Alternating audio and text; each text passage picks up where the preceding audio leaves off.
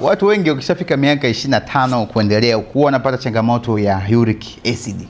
Ukienda daktari anakuambia vidole vyako kuuma, kukakamaa, hiyo ni uric acid. Utakuwa unakula sana protini wewe.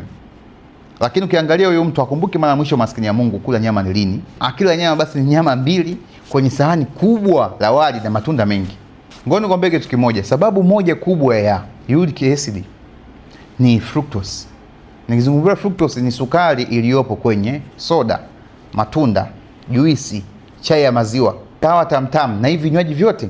Fructose, sukari ambayo ipo kwenye vitu ambavyo nimekutaja hapa, ndio inasababisha ongezeko la uzalishaji wa uric acid kupitiliza. Inasababisha inflammation na kuharibu tumbo lako na inaongeza stress kwenye ini lako. Nakumbuka ini lako ndio organs pekee inasaidia kwenye mchakato wa metabolism.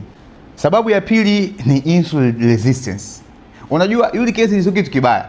Uric acid ni byproduct ya baadhi ya vyakula ambavyo nimekutajia. Shida inapokuja ni kwamba mwili wako unaposhindwa kuitoa hiyo uric acid, inatolewa na figo kupitia mkojo. Unapokuwa na insulin kupitiliza, figo zako zinaanza kuabsorb zaidi uric acid na baadaye kuitoa nje. Sababu namba 3 ni dehydration. Dehydration sio kutokunywa maji chupa zima. Ukiangalia watu wanaopata dehydration ni wale watu ambao akipata kiu anakunywa juisi, akipata kiu anakunywa soda. Nini kinatokea? Hiyo uric acid inazidi kuwa kali mwilini mwako. Sababu namba 4 ya uric acid ni visceral fat. Hicho kitambi, lakini uko ni mwembamba, lakini una kitambi fulani hivi mieusho hapa. Ni kwa sababu tu ya umezoea kula zako pombe, ni kwa sababu tu umezoea kula zako fructose. Visceral fat peke yake ni iko metabolic active. Inaweza kuingilia mchakato wako umeng'enyaji wa chakula, inaweza kuingilia hormones zako, inaweza kuingilia mwili wako jinsi unaofanya detoxing. Sababisha figo zako kufeli kabisa kudili na uric acid, kwa sababu ini na figo vinafanya kazi kwa pamoja sana. Na uric acid na kitambi viko hivi. Huwezi kumkuta mtu na uric acid hana kitambi.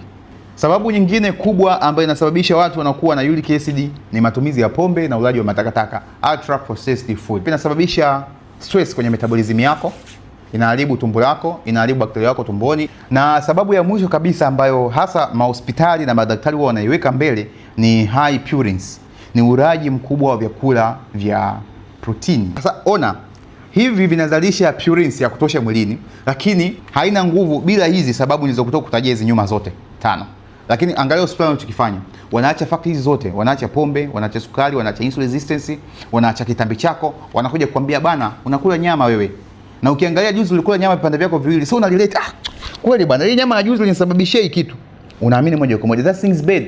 Yet anaamini kile kipande kimoja cha mshikaki kilichokula jana ndio kimemsababishia uric acid.